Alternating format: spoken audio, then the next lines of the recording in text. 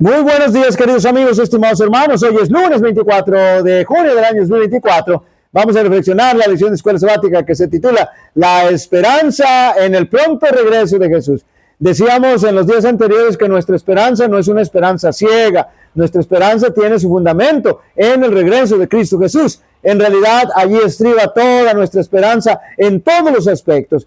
Y hemos dicho también que esta esperanza en el regreso de Jesús cobra gran significado e importancia porque el mismo Señor Jesús dio esta maravillosa promesa con una tremenda solemnidad y dentro de un marco histórico muy especial. No se turbe vuestro corazón, creéis en Dios, creed también en mí. En la casa de mi Padre muchas moradas hay. Si así no fuera, yo os lo hubiera dicho. Voy pues a preparar lugar para vosotros, y si me fuere yo os preparar el lugar, vendré otra vez y os tomaré a mí mismo, para que donde yo estoy, vosotros también estéis. En medio de esta incertidumbre y en medio de este conflicto en el que cada día se nos presenta más amenazante, la promesa de Jesús adquiere gran significado porque nos da la seguridad de su presencia y de su consideración a favor de nosotros. Finalmente, nosotros tendremos que tomar la decisión más trascendental de nuestra vida. Eso nos permitirá estar en un lado u otro, es decir, en uno de los dos grupos que habrá solamente al final de la historia de este mundo. Y notemos la reacción de cada uno de los grupos, porque esto también está profetizado. Note bien, el primer grupo que siguió a Satanás, ¿cuál es su reacción? Y los reyes de la tierra, y los grandes, los ricos, los capitanes, los poderosos, y todo siervo y todo libre, se escondieron en las cuevas y entre las peñas de los montes, y decían a los montes y a las peñas: caed sobre vosotros y escondednos del rostro de aquel que está sentado sobre el trono y de la ira del Cordero, porque el gran día de su ira ha llegado, y ¿quién podrá sostenerse en pie? Y ahora noten la reacción de los fieles, de los que siguieron al Señor, de los que se prepararon para encontrarse con Cristo Jesús.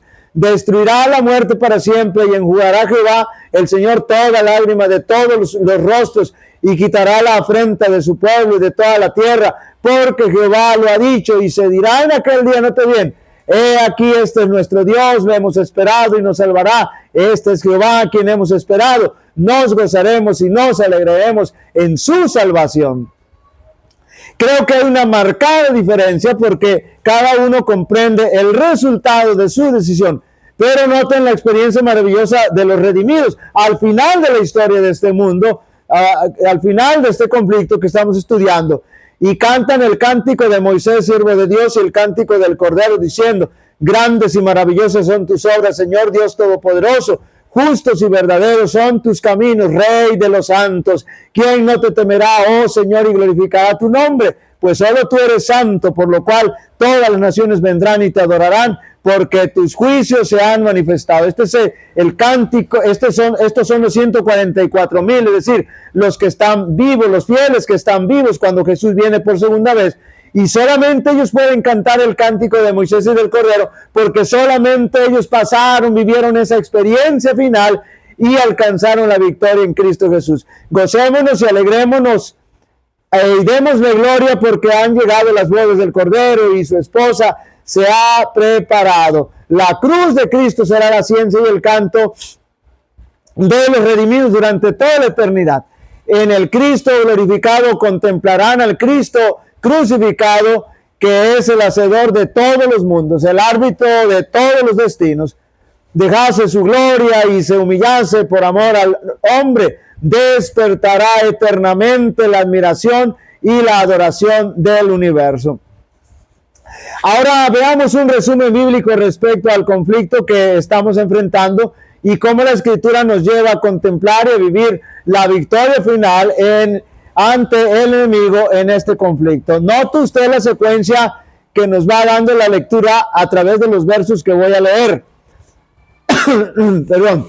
Entonces el dragón se llenó de ira contra la mujer y se fue a hacer guerra contra el resto de la descendencia de ella, los que guardan los mandamientos de Dios y tienen el testimonio de Jesucristo. Ya está iniciando el conflicto y ellos tienen un mismo propósito y entregarán su poder y su autoridad a la bestia. Y ahí está el enemigo dirigiendo el conflicto en contra de los fieles. Ahora noten, pelearán contra el Cordero y el Cordero los vencerá, porque el Señor, porque Él es Señor de señores, Rey de reyes, y los que están con Él son llamados y elegidos fieles. Y el Señor Miguel pelea a favor de su pueblo en el conflicto. Y ahora vean, noten el desenlace del conflicto. Entonces vi el cielo abierto y aquí un caballo blanco, y el que lo montaba se llamaba Fiel y Verdadero, y con justicia juzga y pelea. Sus ojos eran como llama de fuego, y había en su cabeza muchas diademas, y tenía un nombre escrito que ninguno conocía sino él mismo. Estaba vestido de una ropa teñida en sangre, y su nombre es el Verbo de Dios. Y los ejércitos celestiales, vestidos de lino finísimo, blanco y limpio, le seguían en caballos blancos. De su boca sale una espada aguda para herir con ella a las naciones, y él las regirá con varas de hierro. Y él pisa el lagar del vino del furor y de la ira de Dios Todopoderoso, y en su vestidura y en su muslo tiene escrito el nombre Rey de Reyes y Señor de Señores. Es extraordinario cómo la Escritura nos presenta de manera resumida el inicio del conflicto y el desarrollo, y finalmente su desenlace. Y ese desenlace no es otra cosa más que la victoria del pueblo de Dios sobre el enemigo y el pecado. Por eso es tan significativa la esperanza en el segundo regreso de Cristo Jesús. La venida del Señor ha sido en todo tiempo la esperanza de sus de sus verdaderos discípulos. La promesa que hizo el Salvador al despedirse en el Monte de los Olivos de que volvería, iluminó el porvenir para sus discípulos al llenar sus corazones de una alegría y una esperanza que las penas no podían apagar ni las pruebas disminuir. Entre los sufrimientos y las persecuciones, el aparecimiento en gloria del gran Dios y Salvador nuestro, Jesucristo, era la esperanza bienaventurada. El apóstol Pablo les recordaba la resurrección que había de verificarse cuando viniese el Señor. Entonces los que hubiesen muerto en Cristo, note bien, resucitarían, y juntamente con los vivos serían arrebatados para recibir a Cristo en el aire. Y así dijo: estaremos siempre con el Señor, consolados los unos a los otros con estas palabras. Entonces los reyes y los nobles, el poderoso, el pobre y el mezquino, todos juntos claman allí con gran amargura. Los que en los días de su prosperidad despreciaron a Cristo, y a los humildes que seguían sus pisadas, hombres que no quisieron humillar su rango para inclinarse ante Cristo, que aborrecieron su despreciada cruz, se encuentran ahora postrados en el fango de la tierra. Entonces comprenden con terrible amargura que están consumiendo los frutos de su propia conducta, y que están llenos de sus propias argucias, confiando en su supuesta sabiduría, y rechazaron la recompensa sublime y eterna y la invitación celestial en favor de las ganancias terrenales. El resplandor y el oropel de la tierra los fascinaron, y en su supuesta sabiduría se convirtieron en insensatos. Se gozaban en su prosperidad mundanal, como si sus ventajas terrenales fueran tan grandes que podrían, por medio de ellas, tener méritos ante Dios, y de esa manera asegurarse el cielo. Pero todo fue inútil y vano. Solo Cristo Jesús podía salvarlos. No hay palabra para describir la magnificencia de este espectáculo de la segunda venida de Jesús.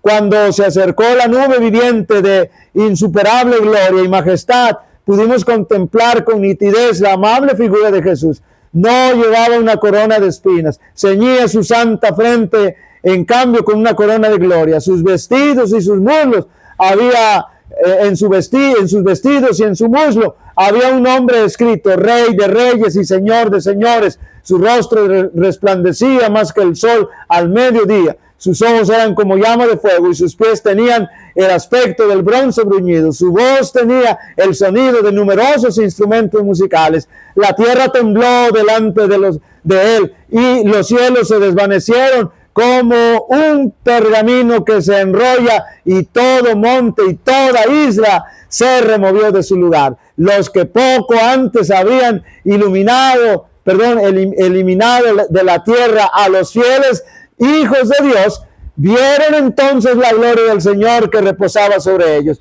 y en medio de su terror escucharon las voces de los santos que en gozosa melodía decían: he aquí, este es nuestro Dios, le hemos esperado y nos salvará. Queridos amigos y hermanos, sin duda alguna lo que debiera darle sentido y significado a nuestra vida es prepararnos para el retorno de nuestro Señor Jesucristo. Vayamos al Señor cada día y permitamos que su Espíritu guíe nuestra vida. Jehová te bendiga y te guarde. Jehová haga resplandecer su rostro sobre ti y tenga de ti misericordia. Jehová alce sobre ti su rostro y te dé paz. Y pondrán mi nombre sobre los israelitas y yo los bendeciré. Dios bendiga a cada uno de vosotros.